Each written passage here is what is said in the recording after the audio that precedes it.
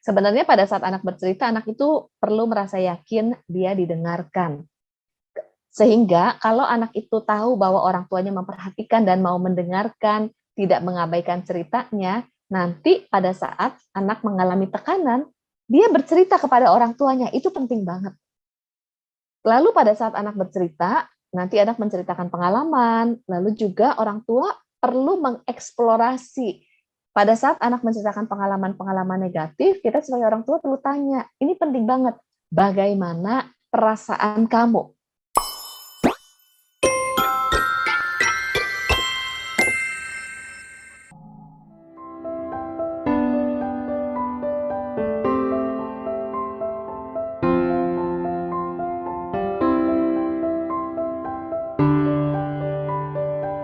Halo, bertemu lagi di Bincang Anak, sebuah segmen di YouTube yang isinya adalah bincang-bincang antara tim anakbisa.com dengan para pakar di bidangnya masing-masing, yang akan memberikan informasi dan edukasi untuk para orang tua pada khususnya dan masyarakat Indonesia pada umumnya, disertai berbagai pengalaman menarik, bukan hanya seputar parenting, tapi juga berbagai topik menarik masa kini yang akan memperlengkapi orang-orang yang berkecimpung dalam dunia pendidikan, parenting, remaja, dan anak-anak serta keluarga di Indonesia.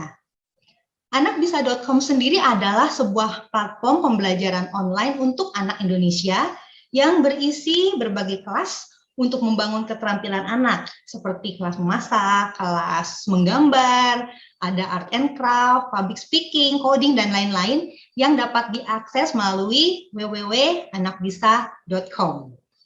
Visi Anak Bisa adalah agar setiap anak Indonesia memiliki keterampilan dan karakter positif untuk aktif berkarya bagi kota dan bangsa. Kita tentunya sebagai orang tua memperlakukan anak-anak kita dengan baik ya, khususnya di bidang akademis.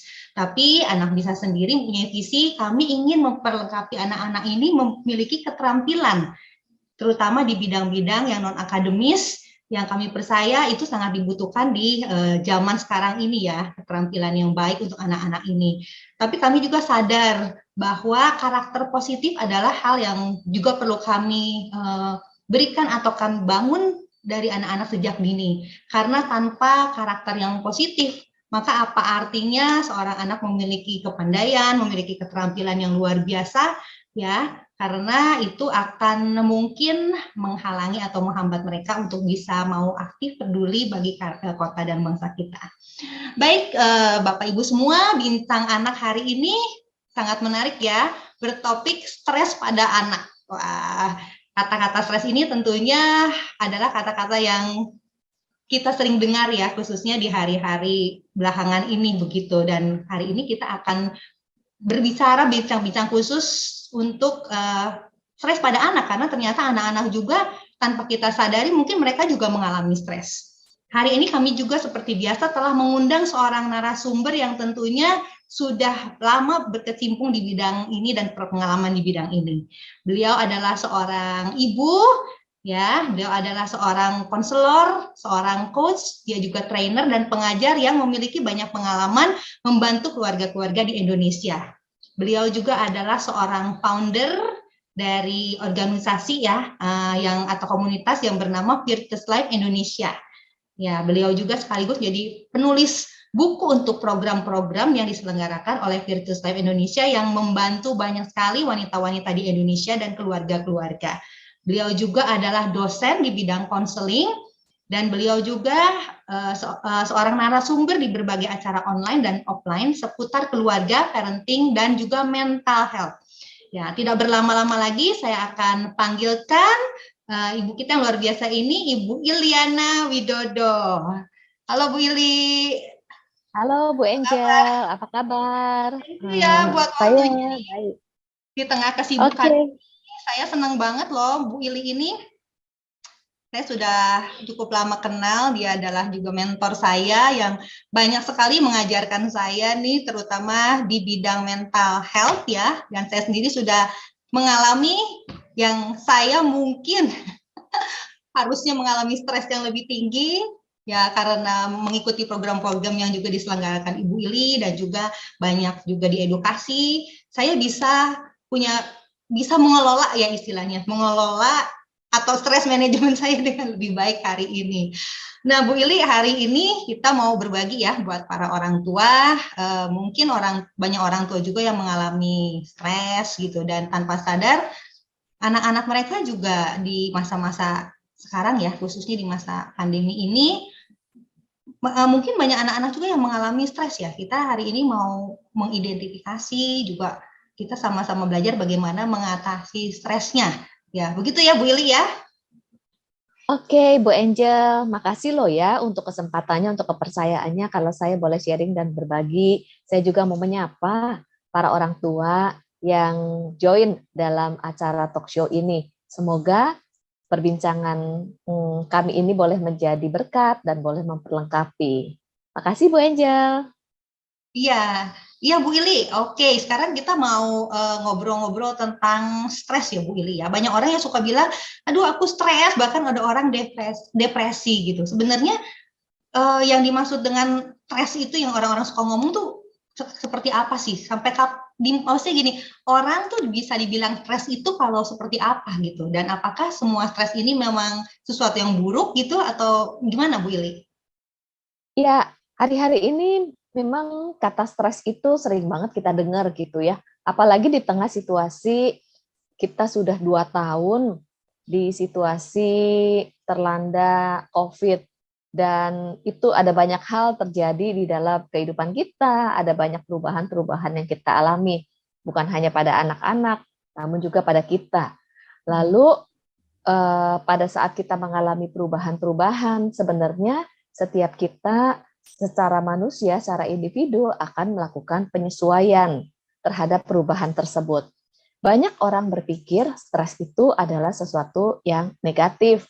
Kemudian juga banyak orang berpikir bahwa stres itu hanya terjadi pada orang dewasa. Namun sebagaimana orang dewasa, anak juga bisa mengalami stres. Sebenarnya apa sih itu stres? Stres itu sebenarnya terjadi pada saat kita coba bayangkan diri kita terlebih dulu nih. Pada saat kita mengalami perubahan-perubahan di dalam kehidupan kita, ataupun ada tuntutan terhadap diri kita.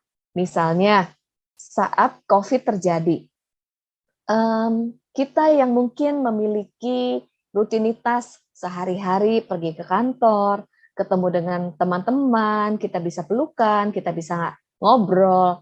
Lalu karena situasi berubah, maka hal-hal yang biasa kita lakukan itu tidak bisa kita lakukan lagi. Dan kita perlu melakukan penyesuaian. Nggak bisa ketemu orang untuk sementara waktu, kemudian juga nggak bisa bergandengan tangan. Coba bayangkan ini terjadi kepada anak-anak, di mana anak-anak biasanya sekolah, kemudian ketemu dengan teman-teman, lari-lari, kemudian pelukan, belajar tatap muka, lalu dalam sekejap terjadi perubahan, harus di rumah, harus online, kemudian duduk diam, nggak ketemu teman. Nah, pada saat terjadi perubahan ini, maka seorang individu mengalami stres. Jadi kalau kita lihat hal ini, berarti sebenarnya hal ini adalah hal yang akan kita hadapi dalam kehidupan sehari-hari ya Bu Angel ya? Betul, betul. Ya, karena tadi yang saya tangkap, jadi sebenarnya setiap perubahan itu berpotensi untuk membuat seseorang itu menjadi stres karena dia harus menyesuaikan diri ya. Betul, betul, betul, betul. Dan stres bukanlah sesuatu yang kita istilahnya tuh banyak orang bilang stres itu sesuatu yang buruk dan perlu dihindari. Jadi stres bukanlah sesuatu yang perlu dihindari, namun sesuatu yang perlu dihadapi. Dan sebenarnya stres itu bukanlah hal yang selalu negatif loh. Stres itu sebenarnya ada dampak yang baik buat kita, bahkan juga buat anak-anak. Jadi bukanlah kondisi yang senantiasa buruk yang berakibat tidak baik. Namun pada saat mengalami stres, itu situasinya nggak menyenangkan. Skill untuk menghadapi stres itu yang perlu kita belajar, kemudian juga perlu anak-anak pelajari. Karena ini adalah hal yang dialami di dalam kehidupan. Oh iya, nah dari sini kita berarti saya belajar nangkep sesuatu ya Bu Ili. Jadi kata stres sendiri itu sebenarnya bukan selalu negatif ya. Ya, Betul. itu memang sesuatu yang bisa dialami semua orang. Itu akan menjadi negatif kalau kita itu menghindar atau mungkin kita Ya, untuk bisa menghadapinya gitu. betul Jadi banget. ya Betul ini banget. yang perlu kita lakukan nih sebagai semua orang nih. Kita bagaimana kita punya skill menghadapi stres seperti itu. Kalau mengalami stres karena kan stres itu sesuatu yang tidak menyenangkan gitu ya bagi kita. Betul, Gitu. setuju banget. Setuju banget. Jadi stres itu ada stres yang positif dan ada stres yang berdampak kurang baik ya. Stres ini berdampak positif nih sebagai contoh. Ketika anak ingin menghadapi ujian, lalu anak ini takut nilainya menjadi buruk, lalu takut gagal, dan dia menjadi stres. Sebenarnya takut nilainya buruk, takut gagal, itu dialami kita semuanya, dan itu adalah hal yang baik. Karena kalau misalnya seorang anak nggak ada perasaan takut gagal, nggak ada perasaan takut nilainya buruk, maka dia akan cuek aja dan nggak belajar dan nggak mempersiapkan diri. Tetapi karena ada perasaan takut gagal, takut nilainya buruk, itu membuat dia kan jadi tegang, lalu dia jadi berpikir. Ini sebenarnya hal yang baik karena akan memotivasi sang anak untuk belajar dan mempersiapkan diri lebih baik. Saat dia belajar kan dia jadi bertumbuh. Ini adalah contoh stres, tetapi menjadi sebuah pendorong yang positif bagi seseorang untuk bertumbuh. Dan misalnya juga seorang anak punya kesempatan untuk public speaking. Tentunya pertama kali kesempatan untuk public speaking itu bikin takut, bikin stres, tegang, dan anak bisa jadi mungkin makannya berkurang, lalu jadi diam, merenung. Nah, seringkali kita bilang sama anak, jangan stres, nggak perlu stres. Namun coba kita bayangkan loh, kita orang dewasa aja saat mengalami hal tersebut diperhadapkan tantangan yang baru, kita kan juga cemas. Nah, inilah contoh stres yang terjadi pada saat ada tantangan atau ada sesuatu yang mau dilakukan yang berbeda dari biasanya. Namun hal ini baik karena pada saat melihat tantangan yang baru, ini akan memicu anak untuk mempersiapkan diri, belajar. Kemudian pada saat dia belajar mempersiapkan diri untuk tampil sebaik-baiknya, disitulah sebenarnya stres yang ada mendorong untuk anak bertumbuh dan perform dengan lebih baik lagi. Ini dikatakan istilahnya kalau ada istilah eustress ya, stres itu bisa membawa dampak positif. Ya, ya. Berarti ada istilah eustress ya. Ya, Eustress adalah stres yang membawa dampak positif. Kenapa? Karena dengan adanya stres itu bisa membuat seseorang itu jadi malah bertumbuh. Ya, betul banget. baik. Ya, kebayang ya Bu Ili ya. Kalau istilahnya kalau zaman now itu orang kurang tough gitu, karena mungkin dia nggak mengalami stres di dalam hidupnya sehingga dia nggak ada satu momen yang dimana dia bisa gunakan untuk dia bertumbuh gitu ya Bu Ili ya. Betul banget, betul banget. Dan pada saat seseorang yang nggak punya tantangan, kemudian dia jadi tidak melihat ke depan apa yang dia tuju, kemudian kondisinya flat, kemudian stagnasi, itu juga menimbulkan stres loh, karena bisa menjadi bosan, merasa tidak berguna, kemudian merasa hidup ini untuk apa. Nah, ini ada istilahnya hipostres ya. Oh iya, kurang stres ya hipostres itu. Dan ini jadi nggak bertumbuh ya, jadi stagnasi dan akhirnya jadi merasa hidup nggak berguna. Ini memunculkan stres tersendiri lagi. Iya, iya. Oke. Oke, nah dari sini kita para orang tua juga nangkep, jadi nggak semua stres itu sesuatu yang buruk ya. Stres itu bisa jadi sesuatu yang baik juga. Jadi bukan sesuatu hal yang harus ditakuti seperti itu ya Bu Ili ya. Betul banget, betul banget. Ya, namun kalau tadi kita membahas tentang eustress, stres yang berdampak positif. Jadi tantangan, perubahan itu juga perlu loh. Karena pada saat terjadi perubahan, sebenarnya kita akan menyesuaikan. Pada saat kita menyesuaikan, sebenarnya kita juga dipacu untuk berpikir kreatif, untuk mencari solusi terhadap penyesuaian tersebut, kemudian untuk mengeluarkan potensi yang ada dalam diri kita, berpikir, mencari ide, mencoba hal-hal yang baru. Nah, ini sebenarnya hal yang baik. Namun, pada saat menghadapi perubahan itu, kita ada kekhawatiran, kita ada ketegangan, ada ketidaknyamanan.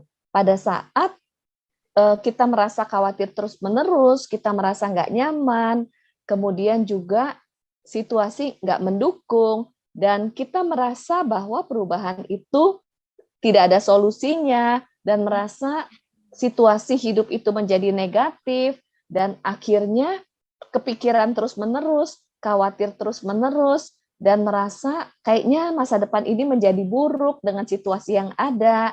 Nah, disinilah anak ataupun kita mengalami ketegangan yang terus-menerus, kemudian nggak ngerti bagaimana menyesuaikan diri, dan akhirnya disinilah yang menimbulkan distres. Pada saat menimbulkan distres, ada beberapa mungkin rutinitas sehari-hari, atau fungsi atau peran sehari-hari, atau tugas sehari-hari yang mulai terbengkalai karena terpengaruh oleh situasi dan nggak paham jalan keluarnya gimana dan nggak tahu bagaimana menyikapinya. Disinilah yang sering terjadi, kok dia stres jadi kok dia nggak mau makan karena stres, kok dia jadi nggak konsentrasi belajar karena stres. Disinilah yang dinamakan distres. Stres yang tidak bisa dikelola ataupun situasi yang melampaui kemampuan anak untuk mengelolanya, kemudian membuat anak stres terus-menerus dan tugas sehari-harinya terpengaruh. Disinilah yang dinamakan distres. Dan tidak bisa dibiarkan, karena pada saat dibiarkan nanti akan bertambah lebih situasinya lebih buruk lagi. Ini yang memang perlu sangat diperhatikan. Ya. Oke, nah tadi dari penjelasan Bu Ili saya ada nangkep dua hal nih ya. Yang satu itu ternyata ya, para orang tua, stres itu bisa memacu kreativitas loh. Yang menarik ya, kita sekarang seringkali orang tua tuh pengen gimana ya supaya anak saya kreatif gitu. Ternyata ini kabar baiknya, stres ini bisa memacu kreativitas. Bener juga ya Billy. Jadi ketika anak Betul itu banget. stres, dia nggak bisa bikin satu tugas, nggak bisa menghadapi sesuatu, dia akan berpikir kreatif nih, gimana nih cara jalan keluarnya. Jadi orang tua jangan jangan langsung dihambat ya. Ketika anak mengalami stres karena dia ada kerjaan, jangan langsung dibantu gitu, atau jangan langsung dibela gitu ketika anaknya mungkin menghadapi situasi pergaulan di sekolah atau gimana. Kita dampingi, biarkan anak itu punya kesempatan untuk mengeluarkan kreativitas ya. Nah, ini menarik sekali. Ini menarik sekali, ini perlu dicatat ya para orang tua. Nah, yang kedua tadi kita juga belajar istilah distres ya, itu ketika seseorang itu mengalami stres tapi melebihi kemampuan dia untuk bisa mengelolanya gitu. Dan tadi juga Bu Ili udah ada mention beberapa gejala ya, ketika seseorang atau anak itu mengalami distres ini, dia mulai tidak bisa, istilahnya nggak berfungsi dengan baik dari kesehariannya, hal-hal yang biasanya dia lakukan itu yang jadi terganggu lah begitu ya Bu Ili ya. Itu betul.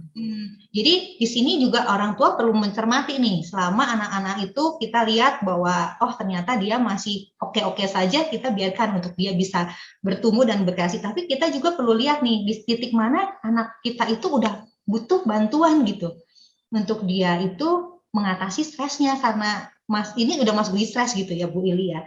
Tadi ada gejala yang Bu Ili udah sampaikan nih. Ada gejala lain nggak Bu Ili yang bisa membantu orang tua bisa identifikasi, tahu ini anak saya nih mulai mengalami distres nih?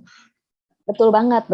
Sebagai orang tua, kita perlu memperhatikan tingkah laku dan reaksi dari anak-anak kita, supaya kita bisa mengidentifikasikan sebelum anak kita kewalahan. Ini penting banget. Sebelum anak kita kewalahan, iya. Jadi mulai mengenali gejala stres yang dialami anak, menolongnya menghadapi stresnya, mengurangi dampak stres yang kurang baik. Kalau anak bisa melewatinya, tadi di sini dikatakan membuat anak semakin kreatif dan juga membuat anak semakin tangguh mengatasi persoalan hidup. Dan cara untuk kita memperhatikannya, perhatikanlah hal-hal yang bukan perilaku normal. Mulai mengidentifikasikan hal-hal yang di luar normal. Karena pada saat seseorang atau seorang anak mengalami stres tuh ada gejala pada fisik, perilaku fisik ya, kemudian perilaku, kemudian juga secara emosional, dan juga secara kognitif atau mental. Kita bisa lihat misalnya kalau stres yang berdampak pada fisik, sering capek, kemudian juga sakit nggak sembuh-sembuh, atau juga mungkin nggak nafsu makan. Ini kan pada fisik ya. Karena kalau kita sendiri nih, kalau kita stres, kita bisa mudah lelah. Lalu ada juga loh yang stres jadi sakit kepala. Orang tua aja kalau misalnya stres, aduh migrain gitu ya. Migrain, asam lambung. Ini kan contoh yang berdampak kepada fisik. Kemudian kalau kepada anak-anak, tadi selera makan berkurang. Kemudian juga mungkin mengigau ya, kalau tidur mengigau, atau pola tidurnya jadi susah tidur, atau bangun terus, atau cenderung kebalikannya tidur terus. Ini salah satu respon anak saat menghadapi stres.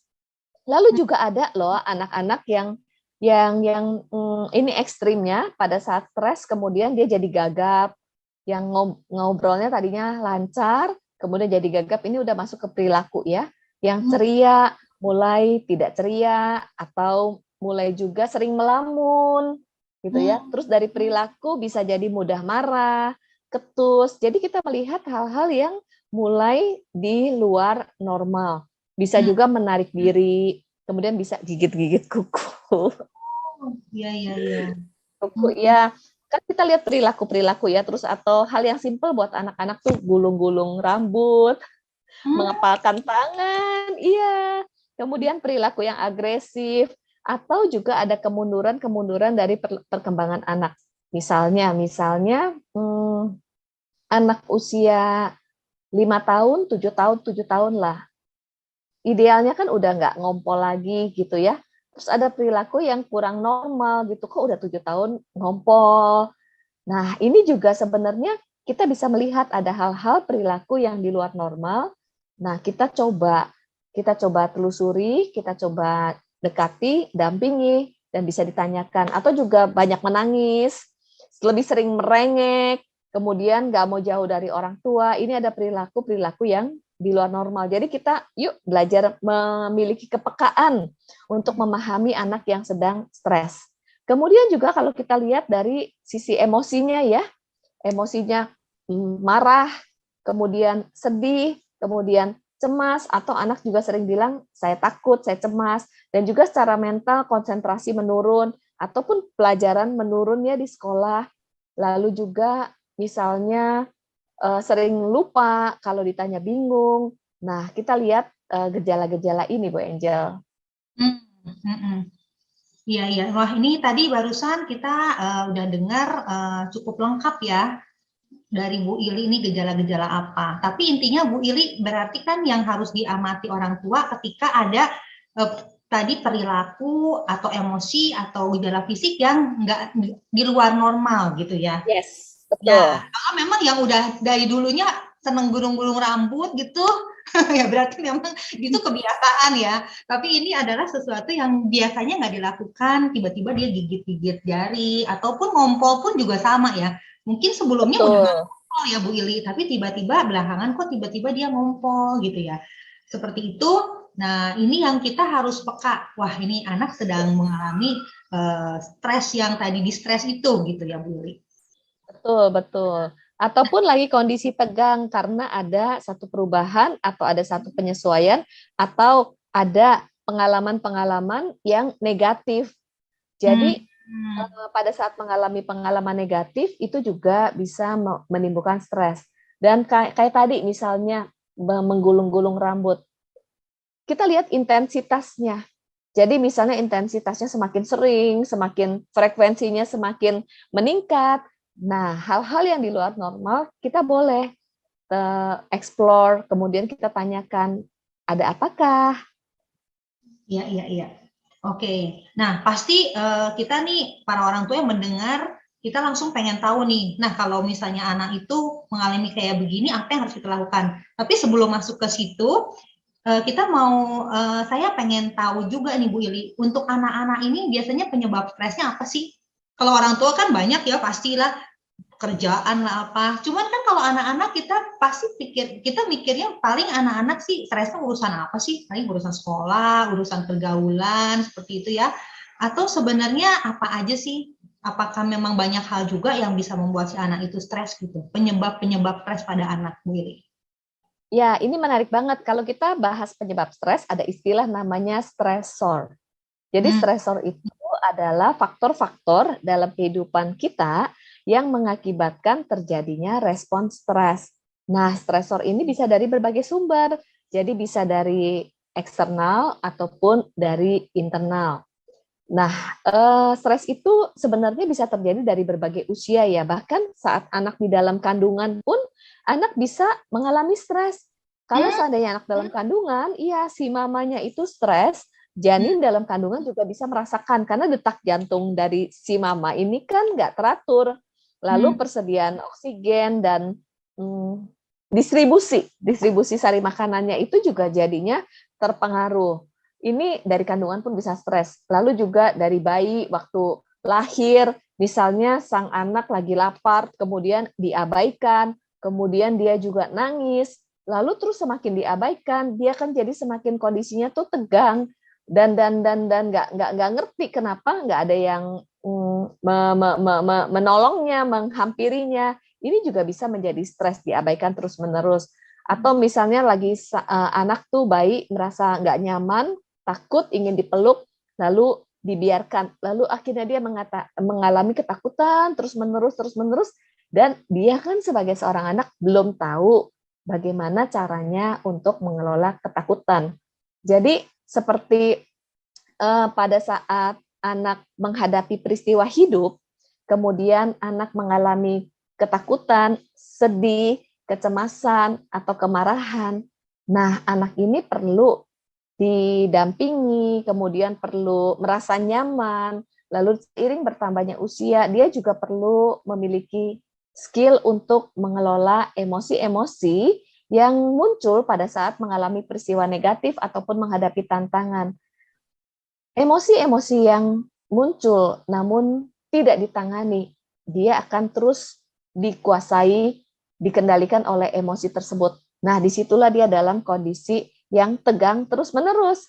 Jadi emosi yang tidak dikelola atau tidak ditangani. Ini dari internal ya, internal. Kemudian stresor yang eksternal, ini dari pengalaman-pengalaman dan yang paling banyak ya terjadi pada anak itu adalah dari sekolahan.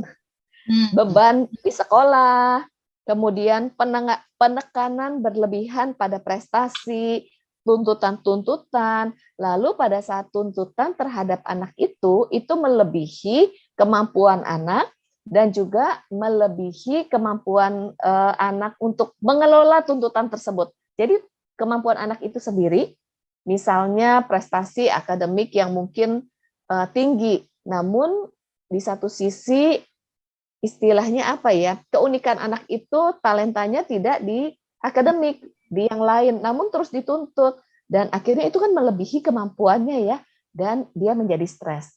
Atau pada saat terjadi tekanan hidup, PR, kompetisi, dia minim skill untuk menghadapi hal tersebut.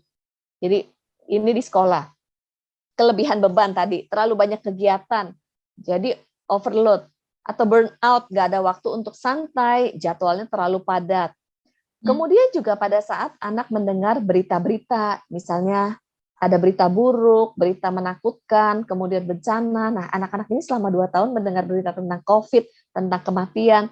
Ini kan jadi cemas ya, dan anak itu jadi stres, lalu berpikir bagaimana terjadi dengan saya, bagaimana masa depan saya. Nah, waktu mendengar itu, anak itu nggak bisa mengelolanya, jadi dia dikuasai kecemasan terus-menerus, ketakutan terus-menerus, jadi dia dalam kondisi stres terus-menerus. Kemudian juga ada pengalaman-pengalaman yang seringkali orang tua nggak sadari, yaitu bagaimana relasi antara papa dan mama, bagaimana situasi di rumah. Papa dan mama konflik itu menyebabkan stres loh pada anak. Kemudian situasi yang nggak aman, yang sering dikritik, sering disalahkan, pola asuh, persaingan antara saudara kandung, lalu kalau ada keluarga yang sakit, perpindahan gitu ya, orang tua stres, anak juga stres. Lalu apalagi perceraian orang tua. Kemudian juga kejadian-kejadian bencana atau trauma, nah ini menimbulkan stres, ataupun juga tekanan-tekanan dari teman-teman, dibully, kemudian dibanding-bandingkan, dan juga misalnya, oh iya, ini nih, ekspektasi dari orang tua, tuntutan yang tidak realistis. Dan satu lagi juga, kalau anak tuh sering sakit ya, sering sakit, kemudian anak dia tuh berbeda dengan yang lain, karena kan dia akan melihat kok dia berbeda dengan teman-teman yang lain. Nah, di sini juga anak akan berpikir tentang dirinya, kemudian dia jadi cemas tentang dirinya. Ini juga sebenarnya potensi yang dikatakan apa ya, stresor ya, yang bisa menimbulkan stres pada anak. Oh iya iya iya. Wow, ternyata banyak banget ya Bu Ili ya yang bisa bikin anak stres itu. Wah, tadi saya catat itu tadi saya simpulkan sedikit, ada stres internal yang disebabkan internal dari si anak, ada juga dari yang eksternal. Nah, kalau internal itu saya juga tadi juga ini juga satu pengetahuan buat para ibu-ibu muda nih yang sedang mengandung, ternyata kondisi mama itu juga sangat bisa berpengaruh tuh sama janinnya ya. Tadi dibilang. Betul, Jadi betul banget. dalam kandungan aja tuh si anak udah bisa merasakan apa yang namanya stres gitu ya. Dan juga tadi juga kita lihat bahwa apa namanya, bagaimana anak itu merasa diabaikan atau merasa juga tidak aman sejak kecil, itu juga akan bisa membuat si anak menjadi stres. Dan tadi juga yang menarik sekali, Bu Ili ada mention tentang kemampuan untuk skill untuk mengelola emosi, itu ternyata juga kita udah perlu ajarkan ya kepada anak-anak dari sejak dini. Nah, ini jadi satu topik menarik nih, yang nanti satu hari saya pengen juga bahas nih. Bagaimana mengajarkan anak-anak untuk skill emosi ini, karena ini yang akan membuat si anak itu kalau nggak punya kemampuan ini, maka dari kecil hidupnya akan terus dipenuhi oleh stres-stres gitu. Ya, Betul, betul, betul, betul. Dipenuhi stres dan juga tidak bisa mengelola stres itu. betul. Ya, tadi juga ada satu kalimat pernyataan dari Bu Ili yang menurut saya juga menarik, bahwa sebagai orang tua, kalau anak mengalami hal tersebut, dia marah, sedih, takut, kita nggak boleh sedih, nggak boleh takut gitu ya. Betul banget. Itu bukan Betul cara banget. baik ya gitu. Harus anak belajar untuk mengeluarkan, mengenali juga masalah-masalah emosi negatif itu ya Bu Ili ya. Ya, Betul, betul. itu yang tadi internal. Kalau yang eksternal tadi para orang tua udah dengar, ternyata banyak sekali dari yang tingkatannya rendah sampai yang tingkatan stresnya itu sangat tinggi gitu ya. Apa yang harus dialami anak-anak ini yang di luar kendali mereka, ya memang ternyata kita lihat bahwa banyak hal sekali yang bisa membuat mereka itu mengalami stres seperti itu ya Bu Ili ya. Betul, betul Bu Angel. Saya jadi teringat satu loh yang tentang internal. Kalau tadi yang internal itu emosi-emosi yang tidak diproses karena minim skill mengelola emosi. Ada satu lagi, bagaimana cara anak memandang dirinya itu penting banget loh. Cara anak memandang dirinya itu adalah stresor internal. Misalnya orang tua itu suka bilang begini, aduh gitu aja nggak bisa. Aduh gitu aja kamu kok salah. Nah, ungkapan-ungkapan atau label-label yang disampaikan, ini memang ungkapan dan label yang disampaikan adalah stresor eksternal dari orang tua kepada anak pola asuh. Namun, anak itu akhirnya dia menyerap sebuah persepsi tentang dirinya, saya ini nggak berguna, saya ini nggak bisa. Nah, pada saat sang anak memandang dirinya nggak berguna, nggak bisa, lalu keesokan harinya dia menghadapi mungkin mau ulangan atau menghadapi tantangan baru. Tantangan barunya adalah stresor eksternal, tetapi di dalam internalnya itu ada sebuah istilahnya tuh di dalam hatinya ada percakapan, kamu nggak bisa, kamu nggak berguna, kamu nggak bisa, kamu nggak berguna. Dan akhirnya dia melihat bahwa nggak ada harapan, nggak mungkin saya bisa. Itu stresor internal loh. Dan akhirnya jadi dia terperangkap dengan pola pikir tentang dirinya yang negatif, dia semakin cemas, dia semakin putus asa, dan kalau ini nggak ditolong, terus-menerus berkelanjutan, terus berkelanjutan, dan akhirnya berpikir hidup ini nggak ada harapan, dan ini bisa membawa kepada situasi yang lebih tidak sehat lagi. Stres berkepanjangan dan terus menumpuk.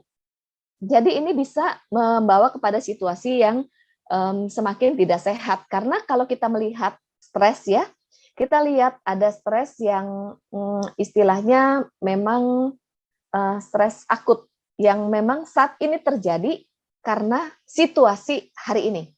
Mau ulangan, kemudian langsung kita tuh tegang dan stres. Ya. Namun ada juga stres yang akumulatif.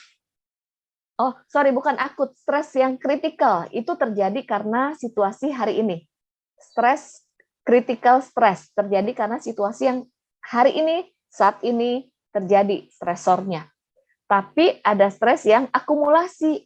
Stres akumulasi itu dari berbagai pengalaman, kemudian bisa jadi juga dari persepsi kepada dirinya, dan itu terus menumpuk, sehingga itu ada tumpukan stres di dalam dirinya yang tidak diproses. Ini stres yang terakumulasi. Nanti kalau yang terakumulasi ditambah yang kritikal saat ini yang terjadi, terus menumpuk dan berkepanjangan, itu adalah kumpulan-kumpulan distres yang tidak dikelola menjadi stres kronis. Dan terus-menerus, dan disitulah anak dalam keadaan tegang. Kemudian juga kalau seseorang dalam keadaan tegang, tubuhnya menghasilkan hormon kortisol yang berdampak seperti toksik bagi tubuh kita, bisa mempengaruhi kimia tubuh, hormon tubuh, keseimbangan, dan terus berkelanjutan. Nah, disitulah akhirnya mulai nggak ada semangat hidup, fungsi sehari-harinya mulai nggak dilakukan, kemudian nggak konsentrasi, dan mengarah kepada depresi karena stres kronis yang tidak ditangani dengan baik. Nah, mungkin kita juga perlu paham ya, oleh sebab itu, sebelum anak kewalahan, kita perlu dampingi anak-anak kita. Demikian Bu Angel. Iya. Waduh, ternyata Bu Ili, ini nggak main-main ya, soal stres pada anak itu adalah sesuatu yang serius. Ya, kita biasanya merasa stres orang tua itu yang serius nih. Tapi anak-anak ya, kita mungkin orang tua banyak mikir, anak-anak kalau stres mah, stresnya apaan sih? Nanti sebentar juga, kalau dibiarkan juga nanti lewat, nanti lupa gitu. Ya, tapi ternyata kalau lihat dari tadi penjelasan Bu Ili, ini adalah sesuatu yang sangat serius loh. Bahkan bisa sampai mempengaruhi fisik ya, dari ada hormon dan sebagainya. Nah, oleh sebab itu berarti penting banget nih untuk orang tua sekarang juga kita mau bagaimana nih, apa yang harus kita lakukan nih ketika kita sadar anak-anak kita nih ada stres nih, mulai dari stres yang paling rendah gitu ya tingkatannya, atau yang ketika anak mengalami critical stress, sampai barangkali ada orang tua yang anak-anaknya udah mulai mengalami, anak-anaknya itu ternyata, oh dari penjelasan Bu Ili sadar, ini anak saya udah mulai terakumulasi. Akumulasi, betul. Ya, kita sekarang mau denger nih, ya penting banget nih Bu Ili untuk bisa kasih kepada kita apa yang harus dilakukan orang tua nih, mulai dari yang mungkin anaknya terlihat stresnya paling rendah, sampai kalau udah ada yang mengalami cukup serius lah gitu Bu Ili. Ya, yang pertama adalah kita coba bayangkan kalau kita naik pesawat, betul ya? Kalau kita naik pesawat terus tekanan turun, kan keluar masker oksigen tuh. Yang perlu dilakukan adalah bukan memberikan masker itu kepada anak, tetapi orang tua perlu memakai masker oksigen itu untuk dirinya dulu, baru bisa menolong anak. Demikian juga kalau kita mau menolong anak kita mengatasi atau mengelola stres, kita perlu dari diri kita sendiri terlebih dulu. Kita ini paham bagaimana kita mengelola diri kita. Kita juga bisa memiliki skill untuk mengelola stres di dalam diri kita. Karena hal itu yang akan diteladani oleh anak, dan hal itu juga yang akan diaplikasikan dalam kehidupan anak. Dan kalau seandainya orang tua tidak bisa mengelola dirinya, nggak bisa mengelola emosinya, nggak bisa mengelola stres orang tua sendiri, nanti saat orang tua melihat anak stres, dia jadi ikut-ikutan stres, dan akhirnya reaksi dari orang tua, karena kan reaksi stres itu bisa jadi yang paling mudah terlihat itu adalah reaksi secara emosional ya, seperti marah-marah, kemudian juga sedih, Nah, nanti reaksi orang tua menghadapi anak itu jadi marah-marah dan membuat anak jadi tambah stres lagi. Nah, ini menjadi sebuah lingkaran. Oleh sebab itu, yuk kita sebagai orang tua, kita juga terus belajar dan kita juga terus istilahnya apa ya, memperlengkapi diri dengan skill mengelola stres. Dan juga penting banget bahwa orang tua itu jangan hidup sendirian. Milikilah komunitas atau support system. Karena orang tua itu perlu punya rekan-rekan untuk saling sharing, untuk saling menguatkan. Kalau enggak, nanti pada saat orang tua stres, pelampiasannya ke anak, kemudian menjadikan anak teman curhat, dan anak tambah stres lagi. Jadi penting banget ya untuk orang tua mengelola dirinya. Ini dari sisi orang tua. Dan yang berikutnya, bagaimana kita menolong anak, yang penting juga adalah mengenali sumber stresnya. Ini penting banget. Dan pada saat anak mengalami stres, anak itu juga belum tentu paham loh sumbernya di mana. Kan kayak kita sebagai orang tua juga, aduh saya stres, saya tertekan, saya nggak bisa konsentrasi. Sumbernya di mana? Kita aja butuh untuk refleksi dan menelusuri sumber stresnya. Anak perlu dibantu untuk bisa memahami apa yang menjadi sumber stresnya. Jadi mulailah kita kenali sumber stresnya, itu kadang-kala masih tersembunyi dan belum jelas. Nah, apa yang dilakukan orang tua? Orang tua perlu tenang tadi ya, kelola diri. Lalu juga mendampingi. Tadi sempat Bu Angel tuh bilang, bukan cepat-cepat membantu menyelesaikan masalahnya, namun di satu sisi juga hindari untuk bilang begini, jangan stres, gitu aja nggak bisa. Nah, ini yang perlu dihindari. Kemudian juga salah satu, ini kita perlu pahami loh, salah satu cara mengatasi stres yang paling buruk adalah dengan menyembunyikan dan memendam di dalam hati. Nah, ini penting banget, baik untuk kita dan untuk anak kita. Jadi, kita dampingi, kita ajak anak berkomunikasi itu penting banget, supaya anak itu bisa bercerita. Dampingi, kemudian ajak komunikasi, hal yang penting adalah anak bisa bercerita. Karena sekali lagi, cara mengatasi stres yang buruk adalah dengan menyembunyikan dan memendam di dalam hati. Pada saat anak mau bercerita, atau bagaimanakah orang tua pengen anaknya bercerita, tentunya bagaimana respon kita saat anak bercerita itu penting banget. Seringkali saat anak mau cerita, kemudian kita nggak memperhatikan anak kita abaikan dan menganggap cerita anak kita nggak penting. Itu di dalam sehari-hari loh. Sebenarnya pada saat anak bercerita, anak itu perlu merasa yakin dia didengarkan. Sehingga kalau anak itu tahu bahwa orang tuanya memperhatikan dan mau mendengarkan, tidak mengabaikan ceritanya, nanti pada saat anak mengalami tekanan, dia bercerita kepada orang tuanya, itu penting banget. Lalu pada saat anak bercerita, nanti anak menceritakan pengalaman, lalu juga orang tua perlu mengeksplorasi. Pada saat anak menceritakan pengalaman-pengalaman negatif, kita sebagai orang tua perlu tanya, ini penting banget, bagaimana perasaan kamu? Supaya anak itu bisa mengekspresikan perasaannya atau emosinya saat dia tegang, saat mengalami pengalaman tertentu. Misalnya gini, saya ini takut mau ujian. Oh, oke, kamu takut ya, gitu. Jangan diabaikan perasaannya. Aduh, gitu aja takut. Tetapi justru kita tuh memvalidasi itu artinya gini, oh oke, kamu takut ya. Memvalidasi itu orang tua empati. Oh oke, kamu takut ya. Mama paham, papa paham bahwa kamu takut. Pada saat itu terjadi, percakapan simple dan sederhana itu, anak menceritakan perasaannya, lalu kita empati, oh kamu takut ya, itu membuat ketakutan di dalam hati seorang anak itu menjadi lumer, istilahnya terurai, jadi nggak menetap, dan ketakutan itu tidak terus-menerus menguasainya, tapi bisa terurai. Ini penting banget, karena orang yang stres itu adalah dikuasai oleh emosi ketakutan, kesedihan yang tidak terurai tapi tertumpuk. Jangan pernah meremehkan perasaan anak. Itu.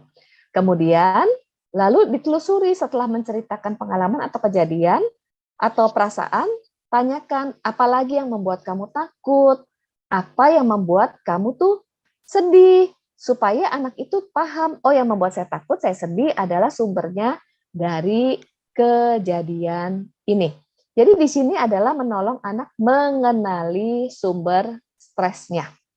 Lalu setelah itu kita juga bilang, it's okay, kita tuh bisa mengalami hal ini, dan it's okay, kamu tuh merasa takut, merasa sedih. Yuk, sekarang kita diskusi nih sama-sama, kita cari solusinya. Disinilah kita mulai bisa mendiskusikan.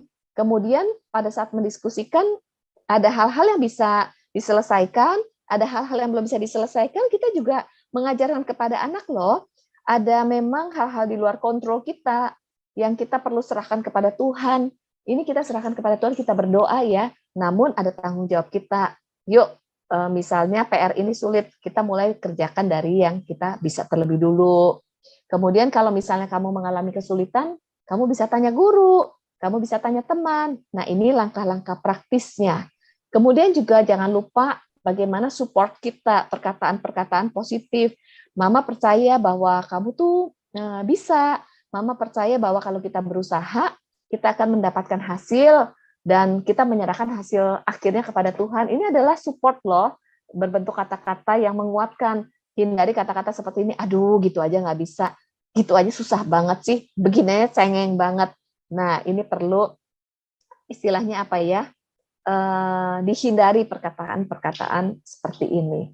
Lalu kalau misalnya anak marah, kita juga bisa bilang, it's okay kalau kamu marah, tapi, nah ajarkan, reaksi kemarahan itu ada yang baik, ada yang tidak baik. Kalau kamu marah lalu kamu lempar barang, kamu nggak mau makan, kamu diem aja, atau kamu marah kamu simpen, kemudian kamu tuh akhirnya marah kepada melampiaskan kepada orang lain, diinfokan marahnya tidak salah, tetapi respon-respon yang kurang baiknya itu apa? Nah, ini bisa diajarkan. Namun kembali lagi ya, dengarkan lebih dulu ya. Dengarkan lebih dulu supaya anak tenang, baru membahas hal-hal teknis dan solusinya. Mungkin ini Bu Angel. Iya, wow, ini lengkap sekali Bu Ili. Ini barusan info dari Bu Ili ya, saya catat itu sangat praktikal ya buat bisa dilakukan oleh orang tua. Ya, saya rekap sedikit nih buat para orang tua supaya langsung tahu nih kalau menghadapi kejadian ini seperti apa. Tadi kunci nomor 1 itu adalah dari orang tuanya sendiri nih. Kita sebagai orang tua kita harus juga belajar memperhati diri bagaimana cara mengelola stres begitu ya. Jadi kalau ada orang kita dulu ya. Ya kita dulu. Jadi kalau ada orang tua yang melihat anaknya stres gitu ya, kita lihat dulu diri kita nih, dan kita juga harus concern seperti tadi ya, ketika ada masker oksigen keluar, kita tolong diri kita sendiri. Nah mungkin bagi para orang tua juga yang mulai menyadari gitu bahwa dirinya stres dan butuh bantuan, saya juga mau menginformasikan kalau di Bu Ili juga ada program yang bisa membantu ya untuk orang tua, khususnya para ibu-ibu. Mungkin nanti boleh dilihat informasinya di Instagram @virtuswoman_id. Nanti saya akan tulis di keterangan di bawah ya. Boleh nanti lihat program-program yang ada ya Bu Ili ya. Itu saya sendiri sudah mengikutinya dan saya sangat terbantu sebagai pribadi, sebagai ibu juga gitu untuk bisa mengelola begitu. Nah, terus kemudian tadi kita juga perlu mengenali sumber stres pada si anak gitu. Yang paling tidak boleh dilakukan adalah membuat si anak itu menyembunyikan atau memendam perasaannya. Ya, seringkali karena mungkin respon orang tua dan lain sebagainya membuat anak itu jadi nggak berani gitu untuk cerita dan lain sebagainya gitu. Nah, kita sebagai orang tua harus mendampingi, mengajak berkomunikasi. Nah, sebagai orang tua saya tahu sih kalau untuk anak-anak ya, terutama anak teenager, mau diajak cerita dong, mereka biasanya nggak mau cerita gitu ya. Ini butuh teknik tersendiri juga ya. Nah, tapi di sini tadi ada tips juga dari Bu Ili untuk mungkin bisa ditanya perasaannya, dan kemudian ketika mereka menceritakan perasaannya itu kita berempati, kita memvalidasi, nggak langsung dinasehati ya Bu Ili. Betul. Baru mau bilang jangan cepat-cepat memberi nasihat, betul. Ya. Harus sabar ya, orang tua harus butuh waktu, mungkin nggak cuma sekali 2 hari, kali berhari-hari gitu. Kita hanya mendengarkan perasaan mereka, mau membuat mereka bercerita gitu ya, sampai akhirnya sudah terurai, terus kita nanyain tadi penyebabnya apa, kejadiannya seperti apa, seperti itu, dan kemudian bersama-sama kita bisa cari solusi ya bersama si anak itu apa yang Betul, betul. juga memberikan support dengan kata-kata. Jadi urusan memberi nasihat itu yang harus ditahan dulu ya Bu Ili. Betul Sabar, banget, betul banget. sabar Betul dulu. banget. Hindari cepat-cepat memberi nasihat. Itu betul banget loh. Dan ini kecenderungan alamiah, kecenderungan otomatis. Tapi justru pada saat anak bercerita, kita cepat-cepat memberi nasihat, itu membuat anak merasa tidak dimengerti, membuat anak tidak dipahami, membuat anak semakin salah, dan ini membuat anak semakin tidak mau berkomunikasi. Karena anak persepsi yang ditangkap anak adalah percuma nanti ngomong sama papa, sama mama, nanti juga disalahin. Jadi nasihat yang cepat-cepat diberikan, anak itu akan merasa disalahkan dan disudutkan. Dan pada saat justru didengarkan, dipahami perasaannya, disitulah sebenarnya sedang menguraikan emosi-emosi yang menimbulkan stres pada anak. Itu powerful banget loh, sederhana tapi powerful. Ya. Ya, itu perlu dicoba ya. Ya mungkin ada juga ibu-ibu yang mikir, saya udah sih kalau nanya ke anak, gimana hari ini di sekolah, perasaan kamu gimana? Biasa anak-anak kan ngomongnya, nggak ada apa-apa, biasa aja. Ya seperti itu gitu ya. Ya, ini saya sambil mau menginformasikan juga ya, YouTube yang Bincang Anak yang sebelumnya kita juga pernah ada satu pembahasan mengenai manfaat dari storytelling. Nah, itu adalah cara parents bagaimana ketika memberikan storytelling itu akan memancing anak untuk bisa menceritakan perasaan-perasaan dan lain sebagainya. Nanti para parent kalau yang mau tahu nanti boleh dengarkan Bincang Anak yang judulnya adalah storytelling bersama Ibu Ellen Patricia waktu itu. Nah, itu cara menggali supaya si anak mau cerita itu bagaimana, itu ada di situ gitu. Oke, kembali lagi Bu Ili untuk tips-tipsnya ya, tadi ini bagaimana gitu ya. Nah, apa mungkin ada yang mau ditambahkan oleh Ibu Ili mengenai bagaimana, atau mungkin mau kita bicara juga sedikit pencegahannya dan lain sebagainya untuk situasi stres pada anak ini?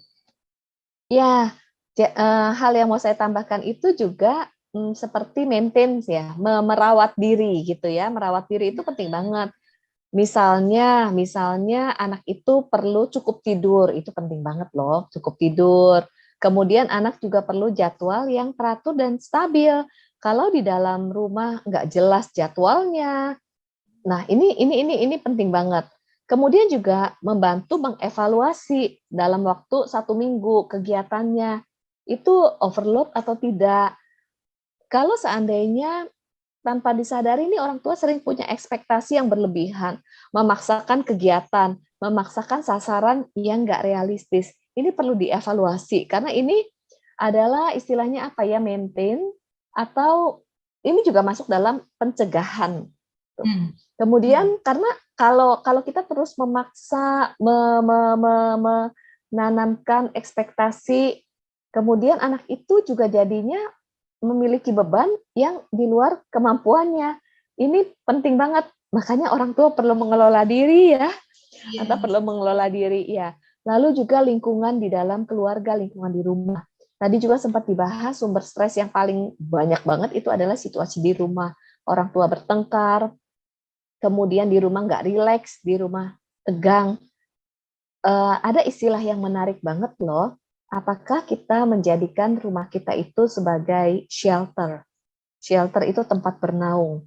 Karena begini, pada saat seseorang itu beraktivitas di luar, di saat di luar itu nanti satu hari akan terjadi badai, akan ada hujan, itu nggak bisa dihindari. Pada saat kita mengalami badai dan hujan, tentunya kita akan cepat-cepat mencari tempat bernaung, betul? Pertanyaannya buat setiap kita, apakah kita sebagai orang tua menjadikan rumah kita tempat bernaung, shelter? Apapun yang terjadi di luar, misalnya anak kita dibully di luar, kemudian anak kita mengalami kegagalan, nilai yang buruk, ataupun mengalami hal-hal yang negatif, tetapi pada saat di rumah, anak kita itu dipeluk, dipahami, tidak disalahkan, diterima apa adanya, walaupun gagal, tidak direndahkan, tidak dimarahi, diterima apa adanya, didampingi, dan disupport. Ini penting banget. Maka anak kita akan pulih loh. Kemudian juga kehadiran orang tua, seperti misalnya itu mengisi istilahnya apa ya, kehadiran orang tua, mempraktekkan bahasa kasih, pelukan, support. Nah, tangki emosi anak itu akan menjadi terpenuhi dan istilahnya full ya. Tangki emosi anak yang terpenuhi itu akan membuat anak tuh punya kekuatan internal untuk menghadapi goncangan-goncangan yang ada. Saat menghadapi goncangan yang ada, anak yakin saya ini dikasihi oleh papa dan mama, saya ini disupport oleh papa dan mama, saya tidak akan disalahkan, tapi saya akan didampingi. Ini penting banget. Lingkungan yang aman. Kemudian juga berikutnya ini, anak itu perlu punya pandangan yang sehat dan realistis tentang kehidupan. Bahwa tantangan itu pasti terjadi. Bahwa ada hal-hal di luar kontrol yang kita perlu serahkan pada Tuhan. Jadi menanamkan spiritualitas kepada anak itu penting banget. Karena anak yang memiliki iman kepada Tuhan akan memiliki pandangan yang berbeda terhadap tekanan hidup. Jadi kalau memiliki iman kepada Tuhan, dia tuh percaya bahwa ada Tuhan yang memelihara. Ada hal-hal yang perlu diserahkan kepada Tuhan. Ini penting banget. Kemudian juga perlu paham bahwa stres itu, tekanan, ini adalah hal yang akan dihadapi sepanjang hidup. Dan bagaimana menyikapinya, anak perlu dikenali kecenderungan dia menghadapi stres. Karena kan ada tipe-tipe yang menghadapi stres, misalnya marah-marah atau fight ya. Kita boleh loh ajak anak, oh kamu nih udah mulai seperti marah-marah ini.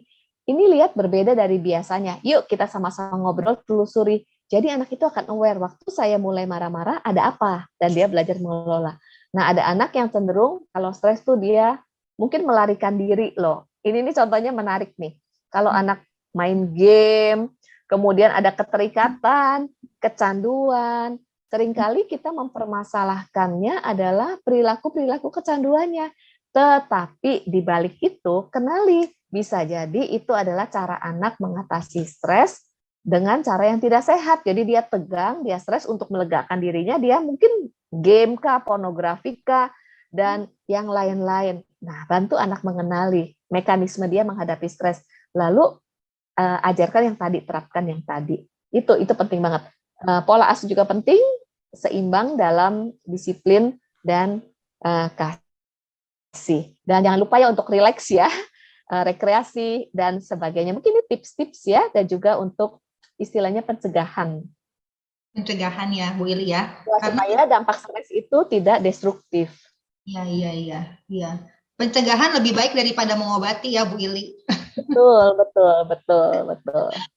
Iya, wah nggak kerasa nih bincang-bincang kita dengan Bu Ili, waktunya terasa singkat sekali, tapi kita dapat banyak sekali hari ini masukan ya.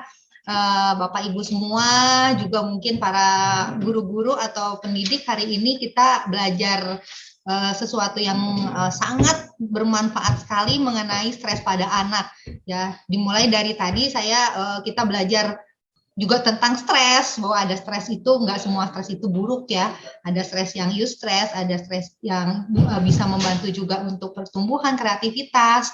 Kemudian tadi juga kita sudah juga sama-sama belajar mengenali gejala-gejala stres kepada anak, dari fisiknya, dari perilakunya, dari emosi dan lain sebagainya. Itu bisa memperlengkapi kita ya, para orang tua dan juga para pendidik.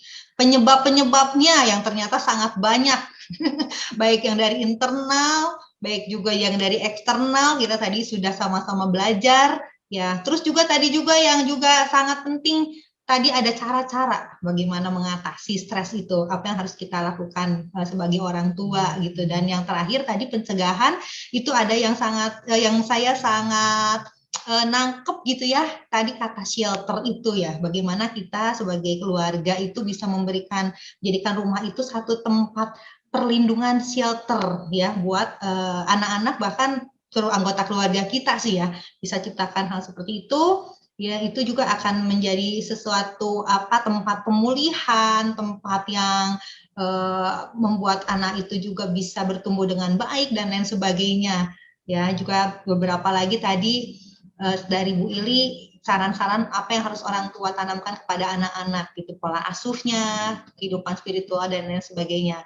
Wow, jadi hari ini kita semuanya sudah dipelengkapi dengan baik oleh Bu Ili menghadapi untuk stres pada anak ini.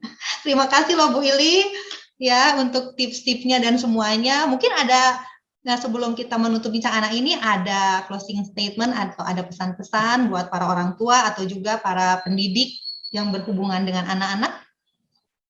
Oke, makasih ya Bu Angel ya, dan juga terima kasih untuk anakbisa.com. Untuk kesempatan kepada saya, untuk saya boleh berbagi dan sharing. Nah, mungkin sebagai closing statement saya mau membacakan satu hal, ini menarik banget. Meskipun stres tidaklah menyenangkan, setiap anak harus menghadapinya agar dapat berkembang semakin sehat dan kuat.